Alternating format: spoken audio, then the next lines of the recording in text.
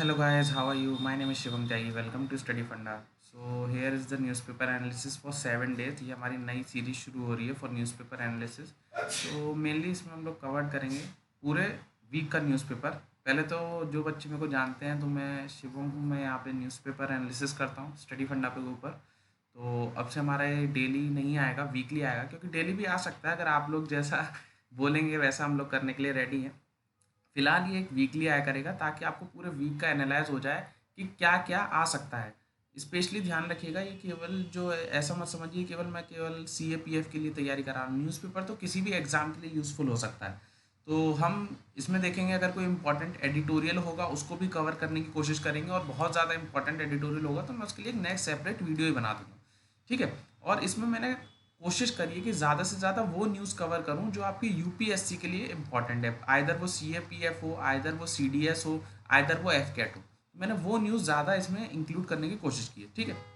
और आप लोग मेरे को सजेशन दे सकते हैं कि सर ये बता सकते हैं, आप ये नहीं बता सकते। तो आज ये मेरी पहली क्लास है आप लोगों के लिए। कुछ लोग तो पुराने होंगे, कुछ लोग जो नए हैं उनके लिए पहली क्लास है। ठीक है। तो हम शुरू करते हैं अपने पहले स्लाइड से।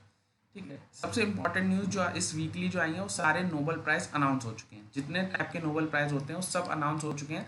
स्पेशली आप लोगों को कुछ याद नहीं करना है, बस उनके नाम याद करना है। सीधे एग्जाम में आते हैं एज इट इज़ नाम उठ के आ जाते हैं कि भाई बताइए इस साल का नोबेल पीस प्राइज़ किसको मिला है। तो इस साल का जो नोबेल पीस प्राइज़ जो मिले हैं वो इन तीनों को लोगों को मिले। तीन मतलब लोग नहीं है, एक तो लोग हैं और दो ऑर्गेनाइजेशन है उनको मिला है। तो बस इस आदमी का नाम जरूर याद रखिएगा, एलिस बेलेस्की। ठीक है। ये तीन ये भी पूछ सकता है कि किन किन कंट्रीज को मिला है। तो एक जो है वो बेलारूस से है, एक रशिया से है, एक यूक्रेन से है। तो ट्रायो बोलते हैं, इसे ट्रायो हो चुका है। तीन कंट्रियों को नोबेल पीस प्राइज मिला हुआ है, जिसमें से एक तो ये जो है ये तो जेल में बंद है, एलिस बेलेस्की, इनका नाम याद रखिएगा। एक ऑर्गेनाइजेशन है जिसका नाम है मेमोरियल। मेमोरियल जो ऑर्गेनाइजेशन है ये रशिया की है। और तीसरी जो है सेंट्रल फॉर सिविल लिबर्टीज, ये यूक्रेन की है। तो इन तीनों का नाम याद रखेंगे। The honour went to detained activist, ये जेल में एलिस, ये बेलारूस से है। रशियन की एक ऑर्गेनाइज ग्रुप है जिसका नाम है मेमोरियल, और यूक्रेन से जो है वो सेंट्रल फॉर सिविल लिबर्टी। इन तीनों को पीस प्राइज मिला है। इतना बताइए, यूक्रेन और रशिया का युद्ध चल रहा था और इन्हीं को पीस प्राइज भी मिला है। ऐसे आप लोग याद रख सकते हैं। तो तीन कंट्रीज हैं। एक आता है ना ब्रू, ब्रू आप ऐसे शॉर्ट फॉर्म याद रख सकते हैं, ब्रू की कॉफी आती है ना। तो बेलारूस, रशिया और यूक्रेन, इन तीनों कंट्रीज को इस साल का पीस प्राइज मिला है। और स्पेशली इस नाम को मत भूलिएगा, ये जो है एलिस बेलेस्की। ठीक है। आगे बढ़ते हैं। Panel to study SC status of Dalit post conversion. तो अभी क्या है, एक पैनल बनाया गया है जिसमें जो एससी स्टेटस है वो किनको मिलेगा किनको नहीं मिलेगा उसके लिए बनाया गया है। तो इसको बस जो हेड कर रहा है उनका नाम याद रखेंगे। Ex chief justice of India आएंगे हमारे के जी बालाकृष्णन। तो बस आपसे डायरेक्ट ये पूछा जाएगा कि एससी का जो नया हमने पैनल बनाया उसको हेड कौन कर रहा है। तो सीजीआई हमारे हैं जो रिटायर्ड सीजीआई हैं, एक्स सीजीआई हैं, उनका नाम है के जी बालाकृष्णन। ये मेन मुद्दा क्या है, एससी का क्या मुद्दा है। देखिए, जब ये हमारा संविधान बनना था या जब हमारा लॉ बना 1950 में जो एससी का आया, तो इसमें ये बोला गया था एससी में केवल हम उन्हीं लोगों को शामिल करेंगे, वो या तो हिंदू होने चाहिए या सिख होने चाहिए या बुद्धिस्ट होने चाहिए। इन तीनों को याद रखिएगा। एससी में केवल वही लोग आएंगे या तो वो हिंदू हो या वो सिख हो या वो बुद्धिस्ट हो। अब ये जो चर्चा चल रही है ये चल रही है अगर इन तीनों से हटकर कोई बंदा पहले इन तीनों में था, मान के चलिए मैं पहले हिंदू था, अब मान के चलो मैं क्रिश्चियन हो गया। मैं हिंदू था, हिंदू में मैं एससी में आता था, और अब मैं क्रिश्चियन हो गया। तो अब क्या मेरा जो एससी कैटेगरी स्टेटस है अब मेरे पास बरकरार रहेगा या नहीं, भले मैं क्रिश्चियन हो गया हूं। ये मेन मुद्दा है। सेंटर तो मना कर रही है। सेंटर का मेन कहने का मतलब ये है कि ये जो दलित है या जो एससी जो कम्युनिटी है, ये और किसी जो हमारा रिलीजन है उसमें बोला ही नहीं जाता है। ये तो केवल हिंदू माइथोलॉजी के ऊपर बेस्ड है ना, कि ये दलित है, ये शूद्र है। तो ये जो है ये हिंदी माइथोलॉजी जो हमारा हिंदू रिलीजन है उस पर बेस्ड है, ना कि किसी और कास्ट पे। जो सिख है, बुद्धिस्ट है, वो एक टाइप से हिंदू रिलीजन को ही फॉलो करते हैं। तो सेंटर का मेन आर्ग्यूमेंट ये है। अब जो फैसला होगा वो ये पैनल तय करेगा। जब भी आएगा फैसला मैं आपको बता दूंगा। तो फिलहाल आपको जो याद रखना है वो एक नाम याद रखना है, चीफ जस्टिस ऑफ इंडिया के जी बालाकृष्णन। ये जो सुप्रीम जो एससी का जो पैनल है दलित्स के लिए, उसके लिए ये अध्यक्षता कर रहे हैं। ठीक है। आगे बढ़ते हैं। Centre chief justice of India recommendation on appointment of A successor. तो सबसे पहले आपको पता होना चाहिए, जब भी चीफ जस्टिस ऑफ इंडिया बनता है तो उसका अपॉइंटमेंट जो करता है वो कौन करता है, वो तो प्रेसिडेंट ऑफ इंडिया करता है। ये तो किसी को बोलने की जरूरत नहीं है। लेकिन उसके नाम का रिकमेंड कौन करता है कि ये अगला चीफ जस्टिस ऑफ इंडिया होना चाहिए। तो इसका जो रिकमेंडेशन करता है वो जो पहले रह रहे हैं चीफ जस्टिस ऑफ इंडिया, जैसे हमारे जो ललित साहब हैं, ये प्रेसिडेंट हमारे चीफ जस्टिस ऑफ इंडिया है। तो ये जो है ये एक नाम को रिकमेंड कर देंगे कि अगले चीफ जस्टिस ये होने चाहिए। तो इन्होंने जो नाम रिकमेंड किया वो चंद्रचूड़ का करा है, justice K Y Chandrachud, D Y Chandrachud, इनका नाम रिकमेंड करा है। ये चलता आ रहा है। तो चीफ जस्टिस ऑफ इंडिया बनते कैसे सुप्रीम कोर्ट के, प्रेसिडेंट अपॉइंट करता है, हमको पता है आर्टिकल कौन सा है 124 है। चीफ जस्टिस, ये देखिए ये जो लाइन लिख रही है, as far as CGI is concern the outgoing CGI, जो चीफ जस्टिस ऑफ इंडिया जा रहे होते हैं वो रिकमेंड करते हैं आने वाले चीफ जस्टिस ऑफ इंडिया को, ठीक है। और ये कहाँ बोला गया था कि जो सीनियर मोस्ट जज है वही सीजीआई होना चाहिए, जो सबसे ज्यादा सीनियर मोस्ट जज होगा वही सीजीआई होना चाहिए। तो ये सेकंड जज केस हुआ था, 3 टाइप के जज केस हुए हैं, एक तो फर्स्ट जज केस हुआ है, एक सेकंड जज केस हुआ है, थर्ड जज केस हुआ है। तो सेकंड जज केस एक हुआ था 1993 में, उसमें ये बोला गया था जो हमारे सीनियर मोस्ट जो जज होते हैं उनको सीजीआई बनाना चाहिए। लेकिन ये रूल ऐसा नहीं है कि ये फॉलो किया जाता है, ये केवल आया था। ऐसा नहीं है कि मान के चलो कोई ये हमारा 50 ईयर्स के कोई नहीं है और ये 49 ईयर्स के हैं, तो ऐसा नहीं है कि 50 ईयर्स वाला ही सीजीआई बनेगा। अगर रिकमेंड हो गया 49 ईयर्स वाला तो ये भी कभी कभी सीजीआई बन जाते हैं। तो आपके लिए क्वेश्चन आ सकता है ऐसे स्टेटमेंट में कि केवल ओनली जो सीनियर मोस्ट जज है वही सीजीआई बन सकता है, तो ये जो है ऑप्शन बिल्कुल ही गलत हो जाएगा। सीनियर मोस्ट ने कोई भी जिसका नाम रिकमेंड कर देगा सक्सेसर सीजीआई और जिसको अपॉइंट करेगा प्रेसिडेंट ऑफ इंडिया, वो चीफ जस्टिस ऑफ इंडिया बनेगा, ना कि ये कि सीनियर मोस्ट जज है तो हमने उसको चीफ जस्टिस बना दिया। ये केवल प्रावधान है, इसके लिए कोई स्पेशल लॉ नहीं है। तो आप याद रखिएगा ये ऑप्शन गलत हो जाएगा, ठीक है। आगे बढ़ते हैं। आरबीआई टू स्टार्ट ई रूपी pilot for specific use cases. तो ई रूपी क्या है, ये हमारी डिजिटल करेंसी है। याद रखिएगा आरबीआई अब अपनी डिजिटल करेंसी को लॉन्च कर रहा है, बस आपको याद रखना है ये क्या है, ई रूपी करके पूछेगा व्हाट इज ई रूपी, तो आरबीआई की डिजिटल करेंसी है, बस आपको इतना याद रखना है। ये लीगल टेंडर है, आप किसी को बोलोगे कि भाई ये मैं ई रूपी आपको दे रहा हूँ और आप मेरे को पैसा दे दो, तो वो अगला बंदा आपको पैसा दे देगा, क्योंकि ये लीगल टेंडर है अब ई रूपी। तो अभी पूरी तरीके से नहीं, एकदम पायलट प्रोजेक्ट में हम इसको यूज करने वाले हैं। और जो ई रूपी है वो आरबीआई अपने लायबिलिटी साइड में शो कर रहा है, ये याद रखिएगा, असेट में नहीं शो कर रहा है, लायबिलिटी, असेट नहीं है, ये एक लायबिलिटी है, याद रखिएगा। Digital rupee would appear as a liability on a central bank balance sheet, RBI said as in a concept note. तो ये बहुत इंपॉर्टेंट चीज है जो स्पेशली मैं आपको बता रहा हूँ। ई रूपी जो है वो एज अ लायबिलिटी है in the central bank balance sheet, not as a asset. तो आपको बस 2 चीज याद रखनी है, ई रूपी क्या है, ये हमारी आरबीआई की नई डिजिटल करेंसी है और ये एक लायबिलिटी है आरबीआई के ऊपर, ठीक है। आगे बढ़ते हैं। एनी एरनेक्स विन लिटरेट नोबल, तो नोबल लिटरेचर प्राइज ये किसको मिला, तो इनका नाम याद रखेंगे एनी इमेक्स। देखिए इसमें मैं ज्यादा टाइम नहीं लेना चाहूंगा क्योंकि बहुत सारी न्यूज अपने को कवर करनी है, तो बस आप सीधे सीधे नोबल एक पेपर पे लिख लीजिए कि नोबल पीस प्राइज किसको मिला है, नोबल का लिटरेचर प्राइज इनको मिला है। तो एनी इमेक्स, ये फ्रेंच ऑथर है, एनी इरोनेक्स, ANNIE और ERNAUX, इनका नाम याद रखिए, नोबल लिटरेचर प्राइज बस इनको मिला और कुछ याद करने की जरूरत नहीं।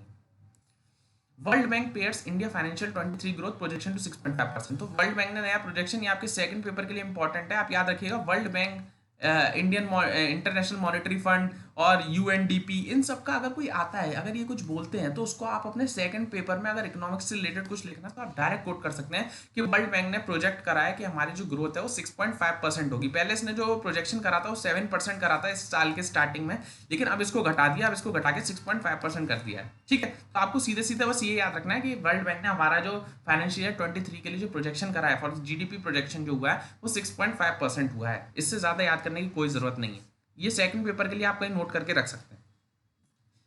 कैन रीड टॉक व्योम मित्र, अब ये व्योम मित्र क्या है, तो याद रखिएगा एक ह्यूमनॉइड रोबोट, ह्यूमनॉइड कौन कहते हैं, मतलब ह्यूमन की तरह दिखती है ये औरत बोल सकते हैं। तो ये ह्यूमनॉइड रोबोट है, बनाया किसने, इसको इसरो ने बनाया, इंडियन स्पेस रिसर्च ऑर्गेनाइजेशन ने बनाया है। ये क्यों बनाया है, ताकि आपको पता होगा कि हमारा गगनयान जाने वाला है, जिसमें हम अपने आदमियों को, अपने लोगों को भेजेंगे। तो इससे पहले हम इनको भेजेंगे, व्योम मित्र जी जो हैं, ये हमारी जो रोबोट है, इनको हम भेजेंगे, इनको बोलेंगे हम अनमेंड, चेक करने के लिए कि जो हमने अपना गगनयान के लिए जो पूरा सेटअप बनाया है वो सही से काम कर रहा है या नहीं, क्योंकि ह्यूमन लाइफ जो है वो मैटर्स करता है। बाहर के विदेशों में क्या होता है, लोग जानवरों को भेज देते हैं, एनिमल्स को, कहीं कोई कुत्ता भेज रहा है, कोई बिल्ली भेज रहा है, लेकिन हमको जानवरों की भी कीमत है। यही तो खास बात है इंडिया की कि हम जानवरों से भी प्यार करते हैं। तो हमने एक एनिमल को नहीं भेजा, हमने एक ह्यूमनॉइड रोबोट भेज रहे हैं, ताकि जब हम किसी अपने देश के नागरिक को भेजें गगनयान में तो उसकी जान माल को कोई खतरा ना हो। तो आपको याद रखना है कि व्योम मित्र क्या है, एक ह्यूमनॉइड रोबोट है जो किसने बनाया है, इसरो ने बनाया। ये जो है ये आपका फेशियल एक्सप्रेशन को भी पढ़ सकता है, फेशियल एक्सप्रेशन को पढ़ सकता है, टेम्परेचर को सेंस कर सकता है। ये एक तरह का ह्यूमन आर्टिफिशियल इंटेलिजेंस के ऊपर बेस्ड है, तो आपको ये याद रखना है, ठीक है। बस इससे ज़्यादा आपको याद रखने की नहीं है। जो मैंड गगनयान मिशन जाएगा 2024 में। हाँ, कब जाने वाला है गगनयान मिशन ये भी याद रखेंगे, तो 2024 में जाने वाला है। उससे पहले हम इसको चेक करके देख रहे हैं कि गगनयान मिशन से पहले हम इसको भेजेंगे कि अगर ये सही तरीके से ऊपर पहुंच जाती है तब हम अपने लोगों को वहां पे भेजेंगे गगनयान के थ्रू। ठीक है, आगे चलते हैं।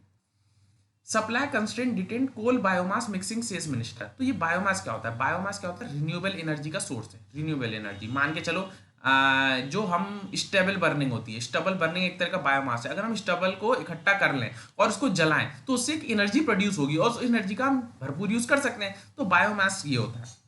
अब बायोमास में क्या है कि ये बोला गया है कि बायोमास की जो है 100, जो गवर्नमेंट है वो ये कहती है कि आपको इसको ब्लेंड करना चाहिए, इसको मिक्स करना चाहिए। कहाँ?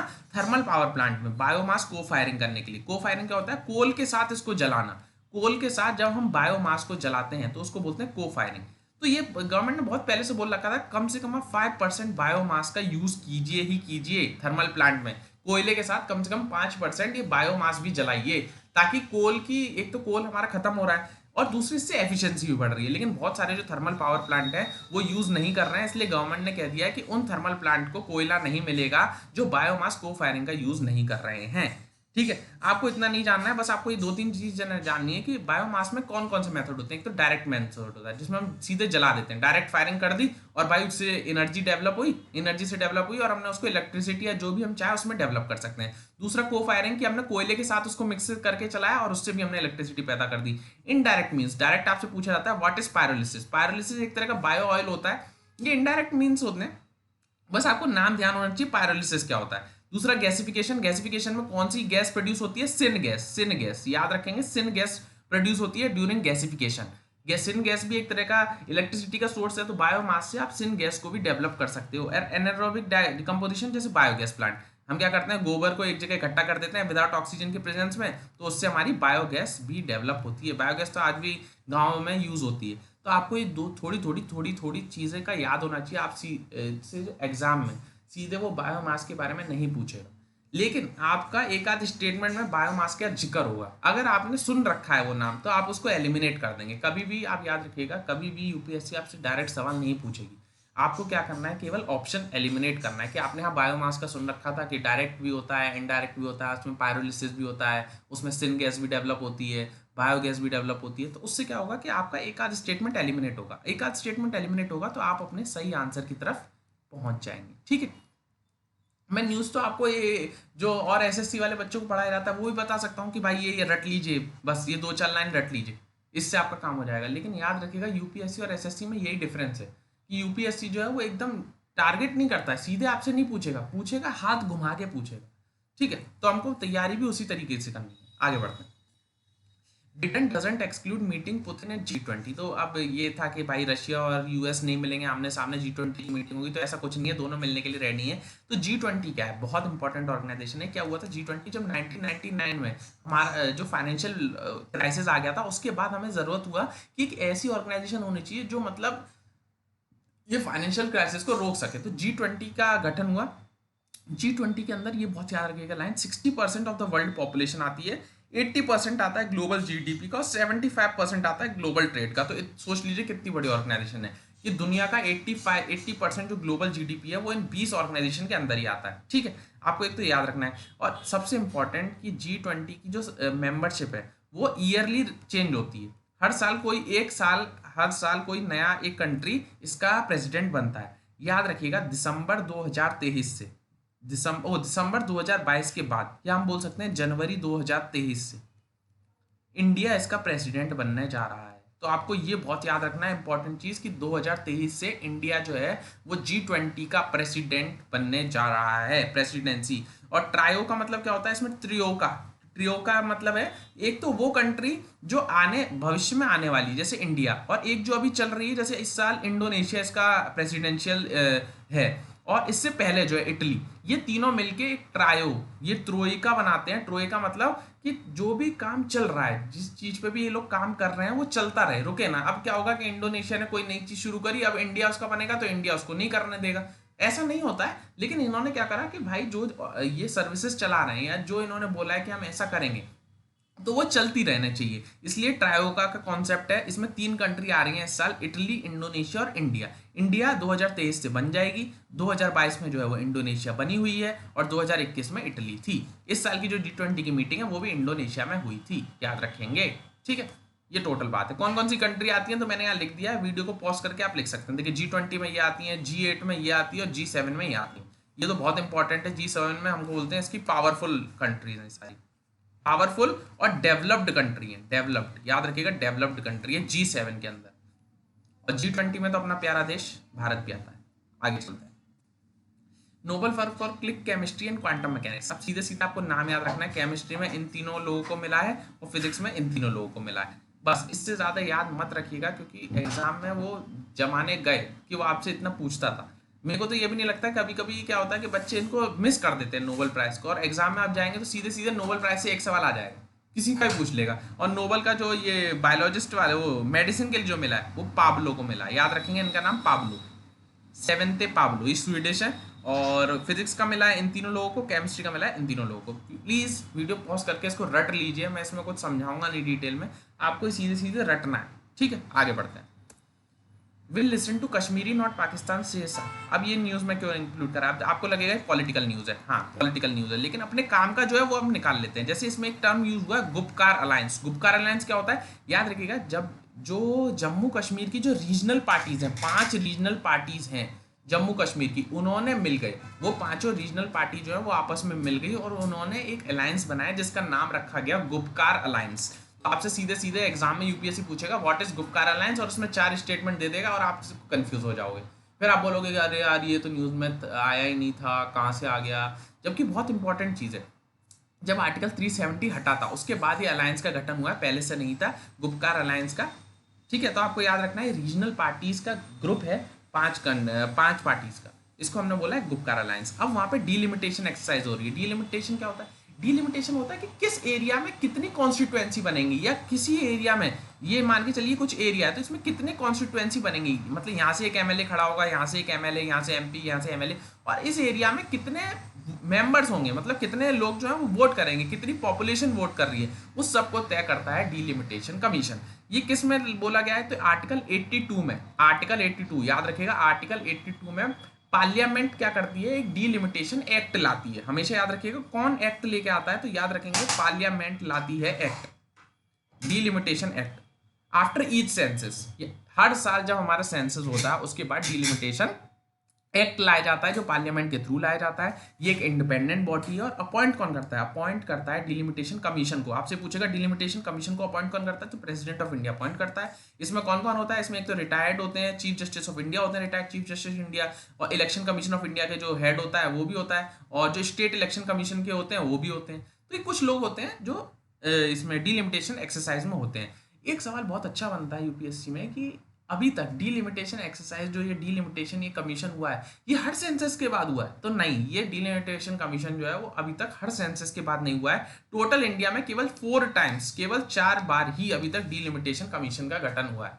तो याद रखिएगा, कंफ्यूज करने के लिए वो आपको बोल सकता है कि हर सेंसस के बाद, हाँ ये बात करेक्ट है कि हर सेंसस के बाद होना चाहिए, लेकिन इंडिया में नहीं हुआ है हर सेंसस के बाद, इंडिया में केवल अभी तक 4 बार हुआ है। ठीक है, आगे चलते हैं।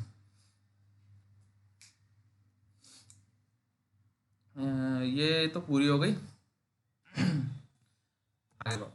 Rajasthan feeling proud in facilitating Gandhian things with Gandhi सद्भावना अवार्ड। तो अब ये क्या है, ये गांधी सद्भावना अवार्ड कौन सी स्टेट दे रही है, आपसे सीधे वो ये पूछा जाएगा, तो सीधे सीधे उसका आंसर हो जाएगा राजस्थान। वेरी इंपॉर्टेंट, ये कभी कभी पूछ लेता है यार, गांधी जी ऐसे यूपीएससी के इतने फेवरेट है ना कि गांधी जी से तो कोई सवाल नहीं छूट सकता है। तो याद रखेंगे गांधी जी का ये जो बोल रहे हैं सद्भावना अवार्ड कौन दे रहा है, तो राजस्थान गवर्नमेंट दे रही है। दूसरा कि आपको एक चीज़ और मैं बताऊं कि पहली स्टेट ऐसी है जिसने एक सेपरेट मिनिस्ट्री शुरू करी है पीस के लिए, पीस के लिए, याद रखेंगे, पीस के लिए नया डिपार्टमेंट इन्होंने शुरू करा है, पीस एंड यूनिटी करके बोलते हैं, पीस एंड यूनाइट करके बोलते हैं। तो इन्होंने, आपसे पूछ सकता है कि ऐसा कौन सा स्टेट है जिसने डिपार्टमेंट ऑफ पीस या मिनिस्ट्री ऑफ पीस को शुरू करा है, तो वो जो है वो राजस्थान है, पहला डिपार्टमेंट, पहला स्टेट। आगे चलते हैं। Centre raises credit limit under ECLGS for airlines of 100% of डेप्ट ऑफ द 1500 करोड़। अब क्या मैं इसमें बताना चाह रहा हूँ, ECLGS, ये याद रखेंगे, ये क्या होता है, ये है ECLGS की फुल फॉर्म क्या है, emergency credit linked guarantee scheme, ये जब हमारा कोरोना हुआ था उसके बाद सरकार ने सोची कि यार हमारे जितनी एमएसएमई ऑर्गेनाइजेशन है उनके ऊपर बहुत सारा लोन है। अब बहुत सारा लोन है तो अब वो भाई पैसा तो जनरेट हो ही नहीं पा रहा था क्योंकि कोरोना था। तो सरकार ने बोली कि आप इमरजेंसी क्रेडिट मतलब हम आपको और लोन देने के लिए रेडी हैं बैंक। तो ये था, लेकिन इसमें ये नहीं बोला था कि 100% डेप्थ दिया जाएगा। लेकिन हमारी आपको पता है कि एयरलाइंस की हालत बहुत खस्ता हो रखी है, इसलिए सेंटर ने 100% डेट दे दिया है। 1500 करोड़ जैसे एयरलाइंस के ऊपर उधार चल रहा था तो सरकार ने इनको 1500 करोड़ और लोन दिलवा दिया है ताकि ये अपना उधार या अच्छे से स्मूथ फंक्शनिंग कर सकें। बस आपको इतना ही जाना है ईसीएलजीएस के बारे में, और डिटेल में जानने की जरूरत नहीं है। एक तो आपको होता है कि यूपीएससी सिविल सर्विस का पेपर नहीं दे रहे हैं, आप दे रहे हैं सीएपीएफ का, तो उसमें आपको इतना डिटेल नहीं पूछा जाएगा। बस ये नाम आप याद रखिएगा, ईसीएलजीएस क्या होता है। ये 100% गारंटी कवरेज है, स्पेशली एमएसएमई को दिया जाना था, ठीक है। और इसमें ज़्यादा और कुछ जानने की आपको ज़रूरत नहीं है। एयरलाइन को मिला है 100% मिल गया। आगे चलते हैं। Oil rises as OPEC plus agrees to deep cuts. US opposes move, wants lower price. तो OPEC plus ये क्या चीज़ है? ये बहुत इंपॉर्टेंट ऑर्गेनाइजेशन है, याद रखेंगे। Organisation of the petroleum exporting countries. देखिए जो भी कंट्री OPEC में, पहले 13 कंट्री आती थी, तो जो भी कंट्री जहाँ ऑयल प्रोड्यूस होता है वो OPEC में आ जाएंगे। अब OPEC प्लस क्या चीज़ है? ये नया कॉन्सेप्ट आ गया। तो OPEC प्लस कंट्री वो हैं, प्लस में कौन कौन सी कंट्री आती हैं? वो कंट्री जो हमारे क्रूड ऑयल को एक्सपोर्ट करती हैं, उनको हमने बोल दिया non OPEC country. Non OPEC country which export crude oil are known as OPEC plus country. तो ओपीईसी प्लस में इतनी आती हैं, आपको मेरे को नहीं लगता नाम इतना डिटेल में याद करने की जरूरत है। बस वो आपसे पूछेगा ओपीईसी प्लस कंट्रीज कौन सी होती हैं, तो वो कंट्री जो क्रूड ऑयल का एक्सपोर्ट करती हैं उनको हमने ओपीईसी प्लस कंट्रीज में। यही सारी कंट्री हैं जो तय करती हैं कि भाई क्रूड ऑयल का प्राइस कितना होगा, क्रूड ऑयल कम होगा या ज़्यादा होगा। तो ये मोटी मोटी कुछ कंट्री हैं जिनका आप नज़र में रख सकते हैं, रटने की जरूरत नहीं है, ठीक है। और इससे ज्यादा याद करने की जरूरत नहीं है इसमें। आगे चलते हैं। Swedish scientist get medicine Nobel for work on human evolution. तो अगेन ये स्वीडिश साइंटिस्ट हैं, सेवेंते पावलो। इनको मैंने आपको पहले ही बता चुका है, इनको मिला है नोबेल पीस प्राइज। वो नोबेल पीस प्राइज कह रहा हूँ, मेडिसिन के लिए प्राइज जो मिला, तो इनका नाम आप याद रखेंगे, पाबो। आगे चलते हैं। गरबा, आपसे पूछेगा गरबा भाई कहाँ का फेमस डांस है। देखिए काफी लोगों को पता है, लेकिन जो साउथ इंडिया या नॉर्थ इंडिया, भैया नॉर्थ ईस्ट कोई भी हम बोल सकते हैं, काफी लोगों को नहीं पता होता है। गरबा एक्चुअली करते तो सब है, डांस पता नहीं सबको कहाँ का है। तो मेनली जो है गुजरात का डांस है, याद रखेंगे। ट्रेडिशनल डांस जो है गुजरात का है। जैसे जो हमारा गिद्धा होता है, गिद्धा कहाँ का है? पंजाब का है। तो आपको ऐसी जो एक नाच करके होता है, आप बताइए नाच कहाँ का है? आप आज सब मेरे को बताएंगे कमेंट सेक्शन में कि नाच कहाँ का ट्रेडिशनल डांस फॉर्म है। आगे चलते हैं। गवर्नमेंट में lift AFSPA in 4 state after Naga peace pact. AFSPA क्या होता है? Arm force special power act. इसमें ये बोला गया है कोई भी डिस्टर्ब्ड एरिया अगर होगा तो डिस्टर्ब्ड एरिया में हम स्पेशल अपनी मिलिट्री लगा देंगे, ठीक है। ये डिस्टर्ब्ड एरिया। अब डिक्लेयर कौन करता है कि ये एरिया डिस्टर्ब्ड होगा या नहीं होगा? तो डिक्लेयर करता है वो हमारी सेंट्रल गवर्नमेंट हो सकती है, या तो सेंट्रल गवर्नमेंट डिक्लेयर करेगी कि वो डिस्टर्ब्ड एरिया है, या governor of the state, state का जो गवर्नर होगा वो डिसाइड करेगा, या जो हमारे लेफ्टिनेंट गवर्नर या एडमिनिस्ट्रेटर होंगे अगर कोई यूटी है उसके, तो ये डिसाइड कर सकते हैं डिस्टर्ब्ड एरिया। हमेशा जो आफ्सपा लगता है वो डिस्टर्ब्ड एरिया में लगता है। एक सवाल ये बन सकता है कि अभी तक आफ्सपा कहाँ कहाँ लगा हुआ है? तो अमन, आफ्सपा क्या लाता है? अमन लाता है। तो अमन की फुल फॉर्म क्या होगी? आसाम, मणिपुर, अरुणाचल प्रदेश और नागालैंड, इन 4 स्टेट में अभी भी आफ्सपा लगा हुआ है। तो आपको याद भी रखना है, और इससे ज्यादा याद करने की कोई जरूरत नहीं, जितना मैंने बताया बस उतना ही याद करना है। आगे चलते हैं। अब ये, हाँ ये मैंने क्यों इंक्लूड करा? बुडिंग आर्टिस्ट। तो ये डायरेक्ट आपसे पूछा जाएगा कि वन विहार नेशनल पार्क कहाँ पर है? तो याद रखेंगे भोपाल में है वन विहार नेशनल पार्क। जितने भी नेशनल पार्क हैं, वाइल्ड लाइफ सेंचुरी हैं, वो सब याद रखेंगे। अभी आपको पता होगा जो चीता का इंट्रोडक्शन हुआ है, चीता का इंट्रोडक्शन हुआ है इंडिया में, वो किस वाइल्ड लाइफ सेंचुरी में हुआ है? सब बच्चे कमेंट सेक्शन में बताएंगे। जो मोदी जी ने अपने बर्थडे पे अभी लॉन्च करे हैं ना बाहर से मंगाए हैं ठीक है, तो इनको बताएंगे आप चीता किस वाइल्ड लाइफ सेंचुरी में अभी री इंट्रोड्यूस किया गया है। सब कमेंट सेक्शन में बताएंगे। आगे चलते हैं, ठीक है। शास्त्र रामानुजम प्राइज। अब ये शास्त्र रामानुजम प्राइज जो है वो मैथ्स के लिए दिया जाता है। हमेशा याद रखेंगे किस चीज के लिए दिया जाता है, या आपने सुना नहीं होगा। जैसे आप शास्त्र समझेंगे तो आप पता नहीं इकोनॉमिक्स में चले जाएंगे, नहीं। शास्त्र का रामानुजम प्राइज जो है 2022 का, ये मैथ्स के लिए दिया जाता है। ये यूंग क्विंग टैंग को दिया है, यूंग क्विंग टैंग, ठीक है। बस आपको इतना याद रखना है। टैंग, टैंग एक पीने वाला भी आता है ना, रसना जैसा जो आता है, तो बस इनका नाम ऐसे याद रख लेंगे, टैंग। ये क्या मिला है इनको? शस्त्र रामानुजम प्राइज मिला है 2022 का। और ये किस चीज के लिए दिया जाता है? मैथ्स के लिए दिया जाता है। बस और कुछ याद करने की जरूरत नहीं है, ठीक है। Tang. Induction of indigenously build light combat helicopter. तो लाइट कॉम्बैट हेलीकॉप्टर जो है क्या नाम रखा गया है? प्रचंड। प्रचंड है, गाना आता है ना, आरंभ है प्रचंड, बहुत फेवरेट सॉन्ग है मेरा भी। तो प्रचंड है लाइट कॉम्बैट हेलीकॉप्टर। तो ये अभी किसने बनाया है? सबसे important HAL, Hindustan aeronautics limited में लाइट कॉम्बैट हेलीकॉप्टर है। ये हमारी जरूरत क्या, मतलब इसका क्या जरूरत पड़ी? जब हमारा कारगिल का युद्ध हुआ तो हमने पाया कि हमारे पास कोई ऐसा हेलीकॉप्टर नहीं है जो इतना ऊंचा एल्टीट्यूड पे सामान लेके जा सके, इसलिए ये हमने HAL का बनाया। ये लाइट कॉम्बैट और हाई एल्टीट्यूड जा सकता है। ये वर्ल्ड का सबसे अच्छा एरिया, मैंने देखिए हाईलाइट भी कर रखा है ताकि आपको याद हो, ऐसा अगर स्टेटमेंट आ जाए तो वो सही स्टेटमेंट माना जाएगा। लोग समझते हैं ओनली जहां आ जाता है वो गलत होता है, नहीं।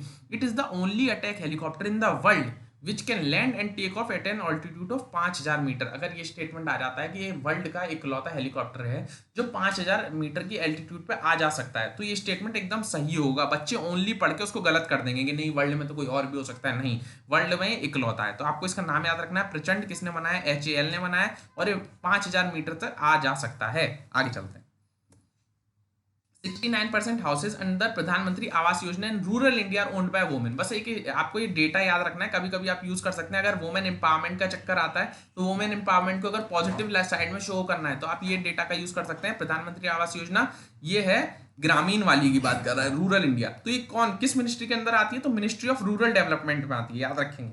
और एक आती है प्रधानमंत्री आवास योजना अर्बन, अर्बन जो शहरी के लिए आती है, वो आती है ministry of housing and urban affairs में। तो आप ये दोनों चीज याद रखेंगे, दोनों की मिनिस्ट्री अलग है, तो बच्चे कंफ्यूज ना हो जाए, इसलिए मैंने स्पेशली बताया। कभी कभी वो मिनिस्ट्री भी पूछ लेता है। और ये इसमें जो लोग लिए जाते हैं वो कहाँ से लिए जाते हैं? वो SECC जो सोशियो इकोनॉमिक कास्ट सेंसस हुआ था 2011 से, उसमें से लिए जाते हैं। ठीक है, तो आपको दोनों चीज याद रखनी पड़ेंगी। प्रधानमंत्री आवास योजना ग्रामीण में कौन है? तो रूरल डेवलपमेंट वाली है। अर्बन में है तो मिनिस्ट्री ऑफ हाउसिंग वाली है। और ये डेटा को तो आप याद कर ही सकते हैं। आगे चलते हैं। MG NREGA to fund work to reverse desertification of land across the state. तो डेजर्टिफिकेशन की बहुत बुरी समस्या है भाई, सूखा अकाल पड़ रहा है। तो अब गवर्नमेंट क्या करने वाली है? तो MG NREGA, Mahatma Gandhi national rural employment guarantee scheme, इसमें ये दिया जाता है कि हर व्यक्ति को जो बिलो पॉवर्टी लाइन है उसको मिनिमम 100 दिन का रोजगार मिलेगा ही मिलेगा। तो अब सरकार क्या करने वाली है कि इस स्कीम को मर्ज कर रही है विद प्रधानमंत्री कृषि सिंचाई योजना। किसी सिंचाई योजना मतलब जहां सूखा पड़ता है वहीं सिंचाई की जरूरत पड़ती है। तो सरकार अब MG नरेगा को कृषि सिंचाई योजना, इन दोनों को मर्ज करने वाली है। ठीक है, और एक चीज और याद रखिएगा, अभी हमारी एक लैंड डिग्रेडेशन एटलस भी पब्लिश हुई है। ये किसने पब्लिश करी है? लैंड डिग्रेडेशन एटलस, ये एनवायरमेंटल मिनिस्ट्री ने पब्लिश करी है, जिसमें ये भी बोला गया है 30% of the India total geographical area is under degraded land. अगर डिग्रेडेशन की बात आती है कि जमीन हमारा मतलब सॉइल या पॉल्यूशन से रिलेटेड कोई आर्टिकल आता है या सेकंड पेपर में आपको लिखना है, तो आप ये कोट कर सकते हैं कि अभी हमारे रिसेंटली एक लैंड डिग्रेडेशन एटलस निकली थी जिसमें ये बोला गया था कि इंडिया में 30% जो लैंड है वो डिग्रेडेड हो चुके हैं। तो ऐसे डेटा का आप भरपूर यूज कर सकते हैं। देखिए हमेशा ऑथेंटिक डेटा का यूज कीजिए, ऐसे नहीं अकॉर्डिंग टू सर्वे कुछ नहीं होता है। कहाँ से आपने वो सर्वे करा है? तो आप ये जो मैं आपको बताता हूँ ना, इस डेटा को आप लिख लीजिए, इस डेटा को आप लिख लीजिए। तो आप लिखिए इस डेटा को, कहीं भी यूज है भाई लिखेंगे ना आपको 2 पॉइंट नंबर ज्यादा ही मिलेगा। अब हर बच्चा जैसे पॉल्यूशन लिख रहा है या कोई भी वुमेन एम्पावरमेंट लिखना है तो कब तक लिखते रहेंगे वही घिसी पिटी चीजें सब बच्चे? जो बच्चा एक कुछ अलग जाके लिखेगा उसी को ही ज्यादा नंबर मिलते हैं। तो इस डेटा को आप लिख सकते हैं अपनी जगह। आगे बढ़ते हैं। September PMI signal a declaration in pace of manufacturing expansion. तो PMI क्या होता है? PMI का फुल फॉर्म होता है purchasing manager index. Purchasing manager index ये क्या बताता है? हर मंथ निकाला जाता है, मंथ के स्टार्टिंग में निकाला जाता है। बोथ मैन्युफैक्चरिंग और सर्विस सेक्टर को मिलकर निकाला जाता है कि अभी अगले महीने के लिए आपकी हालत कैसी रहने वाली है मार्केट की। ठीक है, इसको निकालता कौन है? इसको एक जैपनीज फर्म है जो इसको पब्लिश करती है, जिसका नाम है निक्की। निक्की ये एक जैपनीज फर्म है जो पब्लिश करती है। ये केवल हमारा परचेजिंग मैन्युफैक्चरिंग इंडेक्स होता है तो आपको बताता है। आगे हम चलते हैं। परचेजिंग मैनेजर इंडेक्स है, इसमें एक ये बहुत इंपॉर्टेंट चीज यूज हुई है, S&P ग्लोबल इंडिया। S&P क्या चीज है? तो ये याद रखिएगा, ये एक हमारी ऑर्गेनाइजेशन है, Standard and Poor's. Standard and Poor's ये बताती है वर्ल्ड में कैसी हाल चल रहा है किसी भी चीज का, मैन्युफैक्चरिंग का, सर्विसेज का। तो आपको याद रखना है S&P क्या है? Standard and poor. ये बताता है कि अभी विदेश में हर वर्ल्ड की भी होती है स्टैंडर्ड एंड पुअर, इंडिया की भी है। ऑलरेडी यूपीएससी शायद 2008 में सवाल पूछ चुका है कि S&P क्या है, तो उसमें आंसर था ये फॉर्च्यून 500 कंपनीज का एक डेटा है, ये इसका आंसर था। तो ये आपको याद रखना है S&P क्या है। तो स्टैंडर्ड एंड पुअर करके एक होता है, ये बताता है कि अभी वर्ल्ड में कैसी मारी हालत चल रही है, कि अच्छी हालत चल रही है, बुरी हालत चल रही है इकोनॉमी की। ये स्टैंडर्ड एंड पुअर बनाता है। और पीएमआई क्या है? ये परचेजर मैनेजर इंडेक्स है। आगे चलते हैं, ठीक है। ये लीजिए स्वच्छ सर्वेक्षण अवार्ड, ये किसको मिला? अगेन 6वीं बार, 6th टाइम स्वच्छ सर्वेक्षण, जो सबसे स्वच्छ जो एरिया है वो मिला है इंदौर को, 6वीं बार मिला है। तो आपको बस याद रखना है इंदौर जो है वो क्लीनेस्ट सिटी है, 6th बार बनी है क्लीनेस्ट सिटी। और एमपी जो है वो भाई स्टेट है जो नंबर 1 पे आया, एमपी, क्योंकि भाई इंदौर तो एमपी में ही आता है ना। तो इंदौर जो है वो क्लीनेस्ट सिटी है, और अगर स्टेट में देखा जाएगा तो एमपी। बस आपको ये 2 डेटा याद रखना है, और आप यहाँ पढ़ सकते हैं, देखिए पॉज करके। सेकंड पे सूरत आया, गुजरात आया, तो ऐसे आप पढ़ सकते हैं। थर्ड पे मुंबई आया। जो मेन इंपॉर्टेंट है वो क्लीनेस्ट सिटी के मामले में इंदौर है, जो 6ठी बार बना है। ये भी याद रखिएगा, कभी कभी स्टेटमेंट में आ जाएगा कि इंदौर हैज विन कंटिन्यूसली स्वच्छ clean city award 6th time, तो ये स्टेटमेंट एकदम सही होगा। एमपी नंबर 1 पे है। आगे चलते हैं। तो आज की सारी न्यूज़ जितनी भी थी आज की, क्या पूरे वीक की, वो मैंने सारी कवर कर दी है लगभग लगभग। कोई एक आध न्यूज़ रह गई हो तो उसके लिए आप इतना लोड मत लीजिएगा। मैं और कोशिश करूंगा कि कोई न्यूज़ आपकी बची ना। और आप मेरे को बताएंगे कि ये लेक्चर कैसा लगा। जो भी मैंने आपसे क्वेश्चन पूछे हैं वो आप कमेंट सेक्शन में मेरे को बता सकते हैं। आपका कोई क्वेश्चन है तो आप मेरे से पूछ सकते हैं, कोई दिक्कत वाली बात नहीं है, ठीक है। और कैसा लगा ये लेक्चर, सबसे इंपॉर्टेंट तो आपका फीडबैक ही है। और आप इसमें कुछ नया इंट्रोडक्शन चाहते हैं कि सर आप ये भी इंट्रोड्यूस कर दीजिए, तो मैं वो करने की कोशिश करूंगा। और कैसे, देखिए ये टू एंड फ्रो होता है कि आप मेरे को कुछ बोलेंगे तो मैं इंट्रोड्यूस कर पाऊंगा। अगर आप मेरे को बताएंगे ही नहीं कि आपको लेक्चर में क्या चाहिए तो हम हेल्प नहीं कर पाएंगे, ठीक है। तो आप लाइक कर सकते हैं, सब्सक्राइब कर सकते हैं, उससे थोड़ी बहुत मोटिवेशन हमको मिल जाएगी। So take care, bye bye, पढ़ते रहिए, बाय बाय।